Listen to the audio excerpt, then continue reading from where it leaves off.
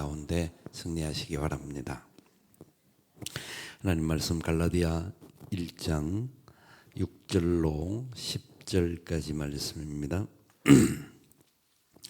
갈라디아서 1장 6절로 10절까지 말씀 우리 한 절씩 교독하겠습니다. 그리스도의 은혜로 너희를 부르신 이를 이같이 속히 떠나 다른 복음을 따르는 것을 내가 이상하게 여기노라. 다른 복음은 없나니 다만 어떤 사람들이 너희를 교란하여 그리스도의 복음을 변하게 하려 함이라. 그러나 우리가 혹은 하늘로부터 온 천사라도 우리가 너희에게 전한 복음 외에 다른 복음을 전하면 저주를 받을지어다. 우리가 전에 말하였거니와 내가 지금 다시 말하노니 만일 누구든지 너희가 받은 것 외에 다른 복음을 전하면 저주를 받을지어다. 같이 읽습니다. 이제 내가 사람들에게 좋게 하랴 하나님께 좋게 하라. 사람들에게 기쁨을 구하랴 내가 지금까지 사람들의 기쁨을 구하였다면 그리스도의 종이 아님이라. 아멘. 오직 복음이라는 제목입니다. 우리가 너무나 잘 알 수 있는 제목인데 1517년 10월 31일이 루터가 구테메리 성당에다가 95개의 조항을 내건 종교개혁 날이었습니다. 지금부터 507년 전에 종교개혁이 일어났습니다. 종교개혁이 일어날 때에 그 모토는 오직 복음이었습니다. 오직 복음, 오직 복음. 우리는 일반적으로 사람들이 생각을 합니다. 기독교는, 개신교는 천주교에서 나온 분파다라고 쉽게 설명을 하는데 아닙니다. 천주교는 기독교는 천주교에서 나온 분파가 아니라 기독교는 우리 개신교는 성경의 초대 교회가 성경의 흐름 따라서 가는 과정 속에 하나님 은혜가 계속 함께 했는데 어느 날부터 중세 천년을 말을 하는데요. 천년의 시간들 동안 성경을 왜곡한, 성경을 빗나간 이 주류가 딴 길로 가 있었던 주류가 있었습니다. 그럼에도 불구하고 여전히 성경을 바탕으로 살아갔던 많은 사람들이 있었습니다. 왈도파라든지 이런 그래서 그들이 함께 모여서 지내는 수도사의 어떤 삶을 살았던 사람들도 있고 그리고 종교개혁을 1517년에 이루어졌는데 1517년에 종교개혁이 이루어졌지만 프로테스탄트라고 하는 이름이 사용되어진 것은 1668년도에 영국에서 청교도 혁명이 일어나는 과정 속에서 그 이름이 나왔습니다. 이 프로테스탄트라고 하는 것은 영국 교회가 또 새롭게 회복되기 위해서 나온 과정 중에 하나였고 본래 종교개혁을 일으켰던 루터는 거기에서 새롭게 나올 생각을 한 것이 아니라 잘못되어 있는 교회를 회복시키고 하나님 말씀으로 돌아가야 한다라고 하는 주장 속에서 1517년 10월 31일 날 선언했던 겁니다. 그러나 여전히 교회가 변하지 않고 그 당시 가지고 있던 중요한 원리 중에 하나가 교황무오설이라고 하는 것이 있습니다. 지금도 마찬가지인데요. 교황은 무오하다, 오류가 없다라고 하는 게 교황의 보좌에서 선언되어지는 메시지는 절대 오류가 없다. 사실 이 무오 개념은 오직 하나님에게만 붙어지는 겁니다. 그 어떤 사람, 그 어떤 신학자, 그 어떤 사상가라고 할지라도 사람은 무오할 수가 없습니다. 오류가 없다고 말하는 것 자체가 오류입니다. 그런데 교황은 무엇을 주장을 하면서 교황이 선포되는 메시지는 그 강단에서 선포되는 메시지는 모든 것이 성경의 권위와 함께 아니 어떤 것은 성경의 권위보다 앞서가는 그런 상황들이 나오는 겁니다. 그러니까 왜곡되고 잘못된 사상들이 너무나 많았고요. 그래서 면죄부를 판매하는 일들이 그 당시는 아주 공공연하게 이루어졌는데 로마에 가면 로마 베드로 대성당이라든지 많은 그런 교회들 전주 그 옛날 그 지었던 교회들이 무지무지하게 화려하고 웅장합니다. 그 모든 것들이 면죄부를 팔면서 죽은 조상들이 혹시 천국에 못 가고 연옥에 가 있으면 그들을 살려서 다시 천국으로 가게 하는 바탕으로 이 땅에 있는 후손들이 돈을 들어서 그 죽은 영혼들을 달래는 일들에 동참하는 것이 면죄부를 파는 겁니다. 그 모든 것들 뭐 복잡한 것들이지만 많은 것들을 통하여서 이야기되어지는 결론을 보면 성경적 가치가 없는 겁니다.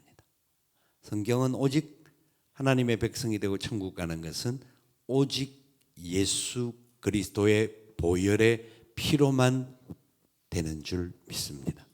너무나 잘 알고 있는 우리는 좀 너무 그냥 일반적으로 상식적으로 알고 있는 이야기지만 그것과 전혀 상관없는 사상들을 가지고 하나님의 말씀을 왜곡하고 위배하는 그런 사상들이 많았던 겁니다. 자, 종교개혁이 만약에 루터나 칼빈은 조금 더 후에 그 약간 뒤에 사람이기는 합니다만은 그때 이루어졌다고 하면 그 전에 사람들이 다 그 가톨릭의 사상과 그런 흐름을 따라가야 하는 사람들입니다. 여러분 그 광야에서 하는 더 북이라고 하는 뮤지컬을 보신 분들 계시지 않습니까? 계시죠? 우리 같이 본 사람들이 있습니다. 그 더북이 강조하는 게 뭡니까? 더북이라고 하는 그 내용이 말하는 핵심은 성경이 된 사람들이라는 부제가 따릅니다. 성경이 된 사람들, 성경 말씀을 그대로 믿고 받아들이는 그런 사람들을 말하는데 그 또 부제 중에 하나가 뭐냐면 덮으려는 자와 펼치려는 자. 덮으려는 자는 성경을 덮어놓고 믿으라는 겁니다. 덮어놓고 믿는다는 성경을 보지 말고 그냥 하는 말만 듣고 믿으라는 거 하는 겁니다. 그러니까 왜냐하면 그 당시 사람들은 성경을 볼 수가 없었어요. 있는데도 불구하고 볼 수가 없었어요. 왜 그랬을까요? 모르니까 괜찮아요. 라틴어로만 성경이 되어 있었어요. 그러니까 벌게이트 파인이라고 말하는데 성경이 라틴어로만 되어 있으니까 라틴어를 아는 사람, 로마 사람이라든지 사제들만 성경을 읽을 수가 있었어요. 공부를 한 사람들 외에는 라틴어를 어떻게 합니까? 우리가 라틴어 성경을 주면 읽기는 할 수는 있을지 모르지만 그 뜻이 무엇인지를 어떻게 알겠습니까? 읽는 것도 배워야만 읽을 수 있는 거죠. 그런데 1320년에 태어나서 1384년에 죽은 위클리프라고 하는 영국의 성경학자가 있었는데 영국의 성경학자가 성경을 번역을 합니다. 라틴어를 뭐로요? 영어로. 왜 성경을 번역할까요? 자기는 라틴어를 읽을 줄 알지만 내 자녀들이 라틴어를 모르기 때문에 우리 자녀들이 말씀을 알아야 되는데 라틴어를 모르니까 영어로 성경을 번역합니다. 그 사람이 대표적인 사람이 위클리프라고 하는 사람입니다. 나중에 이 위클리프 이름을 따서 위클리프 선교회가 나와요. 위클리프 선교회는 성경 번역 선교회라고 이야기되어지는데 모든 나라의 그 사람들에게 성경을 읽게 해야 한다라는 것들 때문에 성경 번역 선교회가 나옵니다. 우리 교회 나기홍 선교사도 성경 번역 선교사의 일원으로서 사역을 합니다. 소수민 지금은 뭐 중국은 전체적으로 성경을 가지고 있습니다만은 소수민족들은 자기 언어로 된 성경이 없습니다. 그래서 지금도 성경 번역 사역을 하고 있는데 이 위클리프가 성경을 번역한 이유의 가장 중요한 이유가 뭐라고요? 자녀들에게 성경을 읽히게 한다는 겁니다. 왜 그럴까요? 성경을 아는 것이 가장 좋은 길이기 때문에. 아멘. 우리가 성경을 읽을 수 있다는 것은 복 중의 복입니다.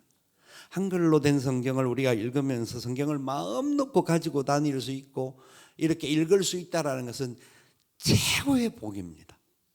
이 부분에 대해서 말씀을 드리는 너무 할 말이 많은데, 근데 왜 위클리프를 중요하게 생각하느냐면 위클리프가 성경을 번역하고 한 60세 정도 사시고 죽게 됩니다. 돌아갑니다. 몸에 이제 병을 앓게 되어서 죽게 되었는데, 위클리프가 죽고 난 다음에 영어로 성경이 번역된 것을 안 사람들이 그 교황청과 그 황제 숭배 사상을 가지고 있는 사람들이 31년이 지나고 난 다음에 위클리프를 이단으로 정죄를 합니다.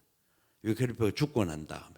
그리고 위클리프 죽은 지 44년이 지난 이후에 그 31년 때도 위클리프 무덤을 파헤칩니다만은 41년 때는 다시 죽은 사람의 무덤을 파헤쳐 가지고 화형을 시키고 그 죄를 강에 또 뿌립니다. 여러분 생각을 해보면 죽은 사람을 그 뼈를 갈든지 뭐 태우든지 무슨 의미가 있습니까? 성경을 바로 안다고 한다면 죽은 영혼은 육신은 흙으로 돌아가고 그 영혼은 이미 하나님의 품으로 갔다라는 것을 기본적으로 알아야 되는데, 그런데 죽은 사람을 놓고 화형을 시키고 죽은 사람을 놓고 이단으로 정죄하면서 그런 행동을 하는 것이 얼마나 성경에 대해서 무지한 사람들인가. 그래서 이 위클리프는 그런 비참한 죽음을 당하게 되는, 죽음 당하고 난 이후에 또 그렇게 당하지만 사실 위클리프는 별 의미가 없지 않습니까? 그런데 영국의 교회는 자기들이 그렇게 했기 때문에 승리한 줄로 착각하는 겁니다.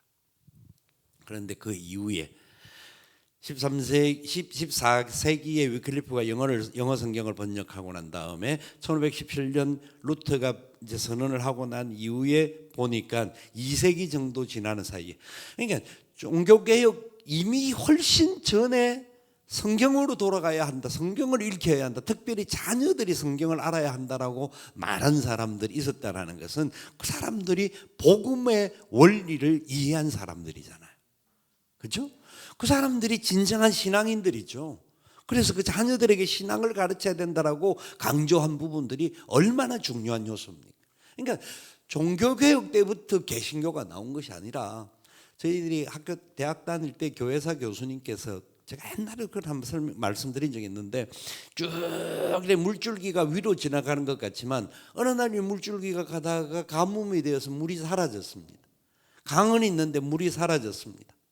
물이 사라졌는데 위에는 물줄기가 사라지고 물이 메말라진 가뭄 상태인데도 불구하고 땅속 깊은 곳에는 물이 흐르고 있다는 겁니다. 이게 복음의 능력입니다.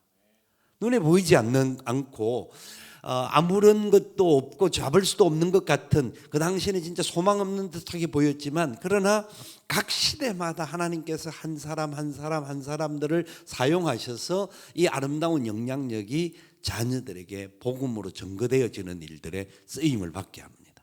위클리프가 그랬고, 그 다음에 나중에 틴델이라고 하는 사람이 그렇게 하고 계속 성경 번역에 대하여서 관심을 갖습니다. 종교개혁은 성경으로 돌아가자라는 말이었습니다. 종교를 개혁한다 개념이 다른 개념이 아니라, 그건 이제 나중에 이름이 붙여진 내용이지만 그 당시 본질적인 핵심은 성경으로 돌아가야 된다. 성경을 붙잡아야 된다. 여러분, 오늘 이 본문에 다른 복음은 없다. 그렇죠? 다른 복음에 대해서 여러 번 이야기를 합니다. 다른 복음은 예수 그리스도 외에 딴 것으로 구원을 받을 수 있다고 말하는 겁니다. 행위로 구원을 받을 수 있고 우리의 어떤 노력으로 무언가를 이룰 수 있다고 착각하는 것을 다른 복음이라고 말합니다. 그런데 다른 복음은 없다. 오직 복음은 예수 그리스도 뿐이시다. 그래서 우리가 마가복음 1장 1절 마가복음 1장 1절 기억나십니까? 마가복음 1장 1절 하나님의 아들 예수 그리스도의 무엇의 복음의 시작이라. 아멘. 그 외우는데 그딱 그 내놓으면 이게 다 외우고 난 다음에 올려줘야죠. 예, 감사합니다. 우리 이 구절을 절대 잊어서는 안 되는 거죠. 하나님의 아들 예수 그리스도의 복음의 시작이다. 복음은 오직 하나님 아들 안에서만 가능한 겁니다. 그곳에서 은혜가 있고 그곳에 구원이 있고 생명이 있는 거지 않습니까? 오늘 본문이 바로 그 내용입니다. 이 본문에 대해서 오늘 설명을 따로 하지 않겠습니다만은, 종교개혁이라고 하는 것이 단순히 그냥 어느 큰 집인 로만 개톨릭 처치가 있었는데 그 속에서 이 사람들이 싫어가지고 한 분파가 나와서 개신교가 만들어진 것이다가 아니라는 겁니다. 우리는 큰 집이고 작은 집이라고 생각하는데 아니, 딴 집이에요. 같은 형제가 아니라 완전히 딴 길로 간 집이라는 말이에요. 그래서 천주교 교리를 보고는 구원을 이야기할 수가 없어요. 다른 복음으로 다 차여져 있기 때문에 구원은 성경에 말하는 유일한 우리의 모든 것의 구원은 하나님의 은혜요, 구원의 모든 길은 오직 예수 그리스도 그분밖에 없는 거예요. 근데 거기는 예수 그리스도도 말하는데 다른 것 갖다 붙여요. 지금 이 땅에 있는 수많은 이단들도 그래요. 수많은 이단들도 다른 복음을 이야기를 해요. 구원에 대해서 이야기할 때 예수님을 말하는 척하면서 다른 걸 또 갖다 붙여요. 항상 그렇게 이야기를 해요. 그런데 진정한 구원은 오직 복음, 진정한 복음이신 예수 그리스도밖에 없으시다. 시간 관계상 다 길게 말씀을 드릴 수 없으면 한 가지만 이야기를 더 드리고 싶은 게 있다고 하면, 여러분, 우리 한국이라고 하는 나라가 얼마나 복을 많이 받은 나라인지 아십니까? 우리 한국 교회사를 보면 우리 한국의 교회가 세워지는 조선 말기부터 시작해서 일제치하, 일제강점기, 그 다음에 해방 이후에 교회가 세워지는 과정들을 보면요, 너무나 놀라운 은혜가 있습니다. 너무나 놀라. 오늘 다음에 제가 기회가 되는 대로 전체 한번 말씀을 나누려고 하는데요. 그 중에 핵심이 뭐냐면, 우리 한국 교회는 선교사님들이 들어오기 전부터 성경이 들어왔는데, 성경이 들어왔을 그냥 들어왔는 게 아니라 성경을 최우선의 삶으로 여겼던 겁니다. 여러분, 아는 사람이 성경을 삽니다. 이 성경 몇만 원을 줘야 사지 않습니까? 근데 성경을 모르는 사람에게 성경을 사라고 하면 성경을 살까요? 안 살까요? 진짜 독서를 하는 사람들은 성경도 믿지 않아도 읽는 사람도 있습니다. 그런데 너무너무 가난하고 너무너무 어려운 사람에게 성경을 보급을 한다는 것은 그저 줘도 안 보려고 할 텐데, 성경을 돈을 주고 판다라는 것은 있을 수 없는 일입니다. 근데 우리 한국 교회는 너무나 놀라운 은혜가 있는데, 성경은 공짜로 줘서는 안 된다, 대가 지불이 필요하다 해서 성경을 처음에 교회가 세워지면서 성경을 보급하기 시작합니다.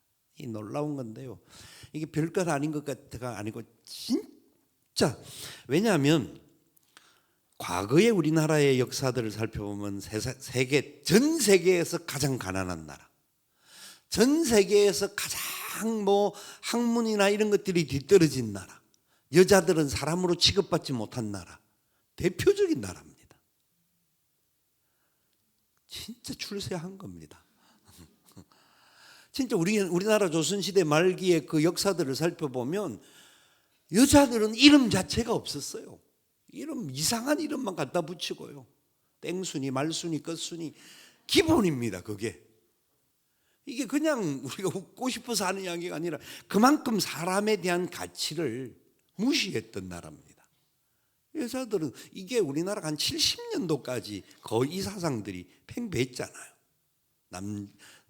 남존여비 사상이라든지 이런 것들이 1970년대도 계속 그런 것들이 80년대 요새도 그런 사람이 있는지도 모르겠습니다만은 있을 수 있는 사상들입니다.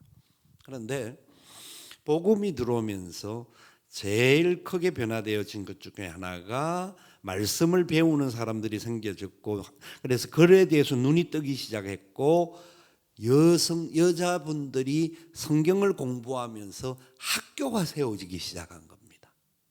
이화학당, 배제학당 등등이 다 이 여성들을 공부시키는 선교사들이 그렇게 초점을 맞추어서 공부를 시켰던 거죠.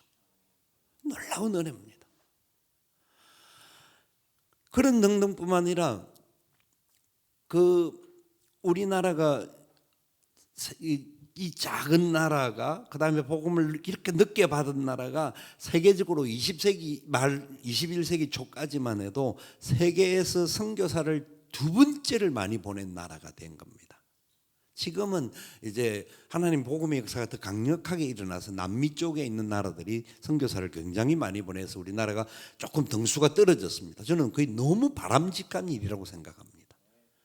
우리가 보내는 숫자가 적어진 건 아니고 그대로인데도 불구하고 다른 나라에서 더 많은 선교사를 보내는 역사가 일어나는 것은 하나님 마지막 때에 추수하기 위하여서 남미의 그 여러 잠잠했던 나라들을 일깨워서 이렇게 쓰게 하시는 겁니다. 우리나라가 랭킹 2위다 1위다가 자랑이 아니라 진짜 열악한 나라가 이만큼 많이 할 수 있었다라는 것이 은혜 중에 은혜라는 겁니다. 이거는요, 세계 기독교 역사에서 찾아보기 어려운 거예요. 그게 특별한 은혜가 아니고는 될 수가 없는 겁니다. 그렇게 된 가장 중요한 배경이 오직 성경이었습니다. 오직 성경. 우리나라는요, 이 부분을 얼마나 중요하게 여겼고, 그래서 어떤 상황에 생겨도 우리나라 선교가 진행되어질 때 중요한 원리 중에 하나가 네비우스 선교 정책이라는 게 있는데요. 네비우스 선교 정책이 대한민국에만 적용이 거의 되다시피 했는데, 네비우스 선교 정책의 핵심은 자전, 자립, 자치입니다. 서로 모든 것을 진짜 열악한 나라가 어떻게 그게 가능한 것이며, 그런데 이것보다 더 중요한 네비우스 선교 정책의 핵심 중에 하나가 뭐냐면 오직 성경을 통하여서 사람들을 변화시켜야 한다. 이게 앞장섭니다. 그래서 초대교회 여러분 들어보셨죠? 1907년도 평양 대부흥 운동이 일어났던 거 듣기는 했잖아요. 안 가봤지만 우리가 거기까지는 아무도 못 가봤잖아요. 그런데 우리 많이 들었어요. 1907년 와 평양 대부흥운동, 이 운동이 일어난 배경이 모든 것이 바로 선교사님들과 우리나라에서 앞서서 복음을 받았던 많은 분들이 다 우선해서 성경에 앞장섰던 사람들이라는 겁니다. 그래서 그런 부흥의 역사가 일어날 수 있었고, 그 부흥의 역사가 민족을 살리는 일로 가게 되고, 독립운동이나 나중에 진짜 대한민국이 일어서는데 기독교인들이 훈련되어져서 나갈 수 있는 놀라운 역사가 있었던 겁니다. 여러분, 저는 이 시대 속에서 세상이 복잡게 많이 돌아가는 이유들을 가만히 살펴보면, 말씀을 드렸잖아요. 그 동성애라든지 진화론이라든지 세상의 모든 가치의 핵심이 뭐냐면 성경을 부정하는 겁니다. 성경이 부정되어져야만이 그들의 사상이 맞는 겁니다. 성경의 말씀을 따라서 걸어가면 그들의 하는 사상들이 다 잘못됐다는 걸 인정할 수밖에 없습니다. 그들은 창세기 1장 1절을 부정하면서부터 시작합니다. 창세기 1장 1절을 부정하기 때문에 모든 성경에 등장되어지는 것들이 부정되어집니다. 예수 그리스도가 유일한 구원자다, 택도 아니다, 그런 소리 하지 마라, 그렇게 말을 하는 겁니다. 왜냐하면 그래야 자기들이 이론과 사상과 그 모습들이 나타날 수가 있고, 동성애를 해도 그건 죄가 아니다, 사랑하기 때문에 하는 것이다라고 하는 부분들은 성경에 말씀하고 있는 말씀의 원리를 위배하는 부분들이 나오는 겁니다. 그런 모든 것들이 이 시대의 사상입니다. 세계 많은 나라가 경제적으로는 부흥하는데도 불구하고 어려움과 문제가 생기지는 여러 가지 시대적인 상황에 어려움이 생기지는 이유가 핵심을 찾아보면, 미국에서 1964년도인가 그때부터, 그 전까지만 해도 미국에서는 공립학교에서 모든 학교에서 성경을 가르치는 것이 이게 인정되어졌던 나라였습니다. 근데 그때부터 진화론적인 입장이 들어오면서부터 학교에서는 성경 교육을 해서는 안 된다. 이게 시작되었습니다. 허물어지는 이유는 결국 성경의 가치에서 멀어지기 시작하면서 사람들이 문제가 생기는 겁니다.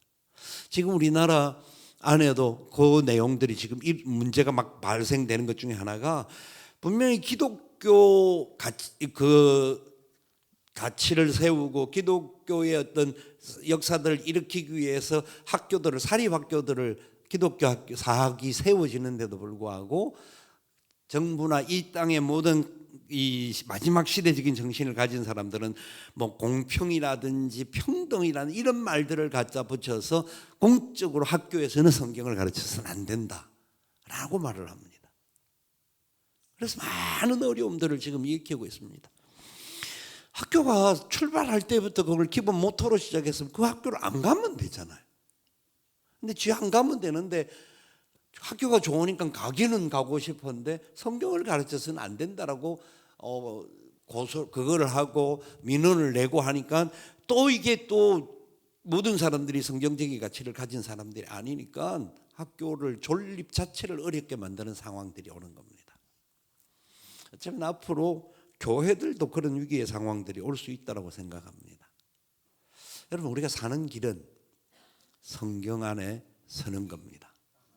성경을 붙드는 것이고 우리 자녀들이 앞으로 숫자가 작아지고 뭐 이렇다 저렇다 저는 그런 부분들은 다른 문제라고 생각하는데 소수의 멤버들일지라도 오직 성경, 오직 은혜, 오직 믿음으로 서면 하나님이 그 소수를 통하여 세계를 변화시킬 줄 믿습니다. 우리 아이들을 향한 교육, 여러분들의 자녀들을 향한 교육들이 철저하게 하나님 말씀 앞에 서게 하는 겁니다. 종교개혁을 기념하면서 우리가 그냥 종교개혁이 있었구나 하는 정도로 지나가지 않고 다시 한번 우리 스스로가 고백하고 우리 자신들이 다시 말씀 앞으로 돌아서고 우리 자신들이 하나님의 은혜의 본질 앞에 다시 나아가는 것이 우리의 진정한 은혜의 역사를 이루는 길입니다. 이게 종교개혁의 기본적인 정신입니다. 그래서 성경으로 돌아갈 뿐만 아니라 본질의 회복을 통하여서 이 땅에 어둡고 캄캄한 것들 어떤 문제들이 다가온다 할지라도 성경을 믿고 따르는 하나님의 백성들이 있다고 한다면 그 백성들을 통해서 하나님은 반드시 일하실 줄 믿습니다. 그런 은혜가 오늘 이 밤에 우리 가운데 나타나고 하나님의 영광 중에 이 나라의 민족에게 흘러가는 역사가 일어날 수 있기를 주님의 이름으로 축원을 드립니다. 아멘. 우리 함께 찬양하며 기도의 자리로 나가겠습니다. 오직 예수뿐이네. 찬양하겠습니다.